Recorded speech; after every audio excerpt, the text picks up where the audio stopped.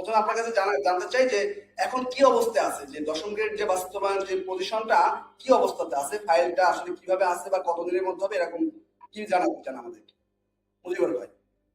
আসসালামু আলাইকুম। বিসমিল্লাহির রহমানির রহিম। আমি Mohammad Mujibur Rahman, lecturer deputy course coordinator IST Mohakhali, Dhaka এবং প্রধান সমন্বয়কারী। আমি ধন্যবাদ জানাই আমার সকল সঞ্চালককে এবং সারা বাংলাদেশের যত মেডিকেল টেকনোলজিস্ট এবং ফার্মাসিস্ট আছে সকল ভাই বোনদের প্রতি সালাম ও আদাব রইল। আমি শ্রদ্ধা ভরে স্মরণ করি যে সকল এর ভিতরে আমাদের টেকনোলজিস্টরা মারা গিয়েছেন কিছুদিন কয়েক মাসের মধ্যে এবং আন্দোলন করতে যে তাদের 5ই আগস্টের সময় যে আমাদের টেকনোলজি ভাইরা মারা গেছে, তো সুতরাং তাদেরকে তাদের প্রতি শ্রদ্ধা জানিয়ে আমি আমার কথা শুরু করছি। প্রথম কথা হচ্ছে, আমরা যখন শুরু করি আসলে আমাদের দুর্ভাগ্য হচ্ছে আমরা শুরুটাই করেছি অল্প সময় নিয়ে।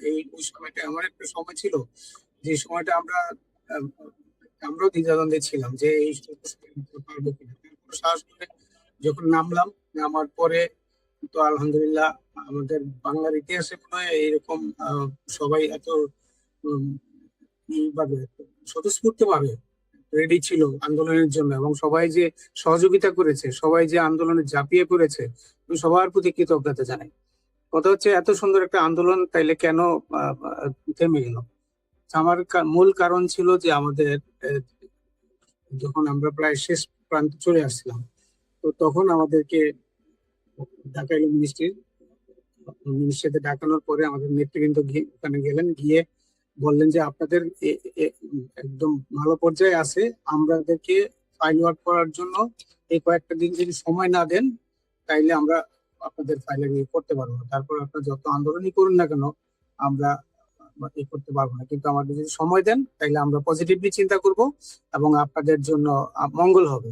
সিনিয়র সচিব যদি এই কথা বলে, এবং আমাদের সেখানে যে আমাদের নেতৃবৃন্দের সাথে ডাক্তারদের নেতৃবৃন্দ, ডোনাসার সহ অনেকেই ছিলেন, তারাও বলেছে ঠিক আছে, তোমরা তাদের কথা বিবেচনা করতে পারো, যেহেতু তোমরা ওনারা সময় চেয়েছে, আমার মনে হয় যে সময় একটু যদি দাও তাইলে আমার মনে হয় যে ভালো হবে। তো আমরা চিন্তা করলাম, আবার মিটিং করলাম, মিটিং করে তারপরে সিদ্ধান্ত নিলাম যে আমার মনে হয় যে এটাই ওয়াইজ ডিসিশন হবে, কারণ তাদের সাথে এই মুহূর্তে যদি বার্গেনিং করি, সময় না দিই অন্তত মানে একটা সপ্তাহ, তো এই সময়টা দিতে গিয়ে আমাদের জন্য আসলে পরে জানলাম যে আমাদের জন্য আসলে খুব লাভ হয়নি। যদিও আমরা যদি আর 2-3 দিন সফলভাবে যদি আন্দোলনের বন্ধ রাখতে পারতাম প্রতিষ্ঠান, আমার মনে হয় সাকসেস হয়ে যাইতেও পারতাম ইনশাল্লাহ। যাই হোক, সেটা অনেক পুরানো কথা। এবং তারপরে তো আমাদের মন্ত্রণালয় থেকে, তথ্য অধিদপ্তর থেকে, যেহেতু নির্বাচন সামনে, তফসিল ঘোষণা করতে হবে, তখন তারা একটা তথ্য বিবরণী জারি করলো গত 5ই ডিসেম্বর। তথ্য অধিদপ্তর থেকে যে তারা নোটিশ দিল যে যারা আন্দোলনে আছেন তাদের আন্দোলন থেকে কোন রকম বাংলাদেশের আন্দোলন চলবে না। এই আপনারা জানেন যে মিনিস্ট্রিতে, তারপরও কেউ কেউ মিনিস্ট্রিতে যখন আন্দোলন করতে গিয়েছিল তাদেরকে জেলে পুরে দিয়েছে 7 জনকে, নেতাকে। তারপরে যাই হোক, আমাদের নেতৃবৃন্দ বললো যেহেতু আমরা সময় চাইছি, একটু সময় দেই, তারপরে দেখা যাবে। এই আমাদের একটু ঢিল দিতে গিয়েই আসলে আমাদের একটু একটু সমস্যা হয়েছে, আর না হয়তো সিচুয়েশন অন্যরকম থাকতো, এতদিন আমরা হয়তো গেজেটেড অফিসার থাকতেও পারতাম।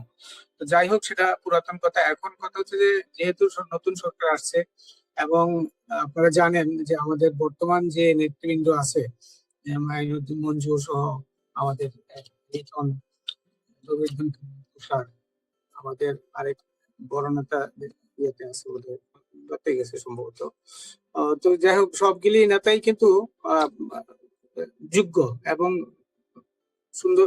তারা ইচ্ছা করলে তাদের সাথে বর্তমান মন্ত্রণালয়ের মন্ত্রী এবং কি বলে এমপি, তাদের সাথে যে সুন্দর সম্পর্ক আগে থেকে ছিল, এবং সত্যিকার অর্থে যে কোনো আন্দোলনে তাদের সহযোগিতা করছে ডাক্তার নেতাদের, আমাদের টেকনোলজি ভাই ওতপ্রোতভাবে কাঁধে কাঁধ মিলিয়ে তারা এই করছে, এত সুন্দর একটা সুসম্পর্ক তৈরি করছে। সেই সুসম্পর্ক যেহেতু আছে তাদের সাথে, আমার বিশ্বাস যে তারা যদি আন্তরিকভাবে চেষ্টা করে, ইনশাআল্লাহ এই দাবি বাস্তবায়ন এই সরকার, এবং আমার অল্প সময়, বেশি সময়ও লাগবে না, আমার একটু বিশ্বাস। তবে ধারাবাহিকভাবে লেগে থাকতে হবে, চেষ্টা করতে হবে। তো তো আর এই আরেকটা প্রশ্ন ছিল যে তাহলে কোন পর্যায়ে আছে। আমরা জানি যে আমাদের যখন আমাদের ইলেকশনের আগ দিয়ে দুইটা কোয়ারি দিয়েছিল, একটা দিয়েছিল স্বাস্থ্য সংস্থান মন্ত্রণালয় থেকে, একটা দিয়েছিল অর্থ মন্ত্রণালয় থেকে। তো সংস্থা মন্ত্রণালয়ের 9টা প্রশ্ন দিয়ে আমাদের কোয়ারি দিয়ে পাঠানোর পরে আমাদের ইলেকশনের পরে অবশ্যই অ্যান্সার গুলি দেওয়া হয়েছে। দুইটা অ্যান্সার একটু গোজামিল দিয়ে দেওয়া হয়েছিল সম্ভবত অধিদপ্তর থেকে, স্বাস্থ্য অধিদপ্তর থেকে, যার ফলে ওরা আবার কোয়ারি দিয়েছে যে এই দুইটা খুব ইম্পর্টেন্ট কোশ্চেন, এগুলির আপনাদের দিতেই হবে।